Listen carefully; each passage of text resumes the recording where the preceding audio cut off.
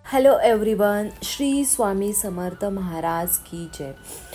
मार्गशीर्ष महिना आता सुरू होत आहे। मार्गशीर्ष गुरुवार कधीपासून आहेत, ते गुरुवार किती आहेत, किती गुरुवार मार्गशीर्ष महिन्यात यावेळेस उपवास करायचा आहे आणि त्याची संपूर्ण जी माहिती आहे हे आपण बघणार आहोत। त्याची विधी, तिथी, पूजा कशी मांडायची हे सगळं आपण बघणार आहोत। हिंदू धर्मात वर्षातील 12 महिन्यांचं विशेष आहेत। वर्षातील सर्व महिने कोणत्या ना कोणत्या देवतेला समर्पित असतात। त्यापैकी एक महत्त्वाचा महिना म्हणजे मार्गशीर्ष। मार्गशीर्ष महिना हा 2 डिसेंबरपासून सुरू होत आहे। या महिन्यात गुरुवारी महालक्ष्मी पूजेचं विशेष महत्त्व आहे। आपल्या कुटुंबाला धन धान्य समृद्धी मिळावी आणि कुटुंबातील सदस्यांना उत्तम आरोग्य लाभावं या हेतूने सुवासिनी महिला हे व्रत करतात। तर बघूया यंदा किती गुरुवार आहेत आणि व्रताचे नियम हे काय आहेत। मार्गशीर्षातील प्रत्येक गुरुवारी अनेक सुवासिनी महिला मनोभावाने व्रत करतात।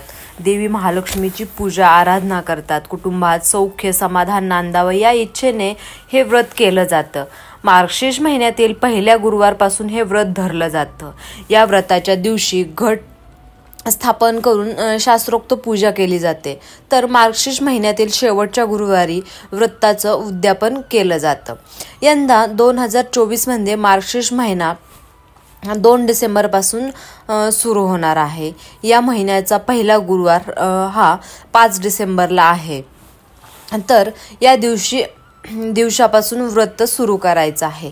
मार्गशीर्ष गुरुवार 2024 मधला पहिला मार्गशीर्ष गुरुवार हा 5 डिसेंबरला आहे। दुसरा मार्गशीर्ष गुरुवार हा 12 डिसेंबरला आहे। तिसरा मार्गशीर्ष गुरुवार हा 19 डिसेंबरला आहे आणि चौथा आणि शेवटचा मार्गशीर्ष गुरुवार हा 26 डिसेंबरला आहे। यावेळेस 4च गुरुवार आहेत। आता आपण बघणार आहोत मार्गशीर्ष गुरुवारची पूजा विधी।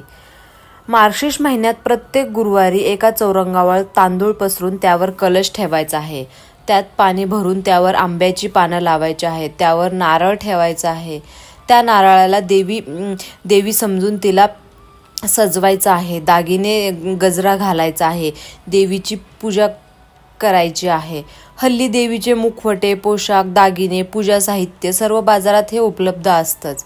पूजा झाल्यानंतर देवीचं महात्म्य आणि कथा यांचे वाचन करायचं आहे। नंतर देवीची आरती करायची आहे। गोड पदार्थाचा नैवेद्य दाखवायचा आहे। शेवटच्या गुरुवारी या व्रताचं उद्यापन करायचं आहे। ब्राह्मणाला काही दान द्यायचं आहे। सुवासिनींना बोलावून हळदी कुंकू करायचं आहे।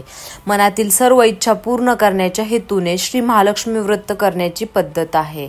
या व्रताची सुरुवात मार्गशीर्ष मासातील पहिल्या गुरुवारी होते आणि शेवटच्या गुरुवारी हे उद्यापन केलं जातं। परंतु जर कोणत्याही कारणास्तव मार्गशीर्ष मासी व्रत करण्यास जमले नाही तर संपूर्ण श्रद्धेपूर्वक कोणत्याही महिन्याच्या पहिल्या गुरुवारपासून सुरू करायचं आणि ते व्रताची सांगता मात्र गुरुवारच्या मासाच्या शेवटच्या गुरुवारीच करायचे आहे। तर अशा प्रकारे किती गुरुवार आहे त्याची संपूर्ण माहिती बघितली आहे। पूजा कशी मांडायची आहे आणि ह्या सगळ्या गोष्टी आपण बघितलेल्या आहेत। तुम्ही पण या प्रकारे पूजा मांडा, या प्रकारे व्रत करा। तुम्हाला चांगला अनुभव येईल। घरामध्ये सुख समृद्धी ऐश्वर्य नांदेल। असेच नवनवीन व्हिडिओ बघण्यासाठी तुम्ही या चॅनलला सबस्क्राईब करायला विसरू नका। व्हिडिओ जर आवडला असेल तर लाईक करा, शेअर करा। श्री स्वामी समर्थ महाराज की जय।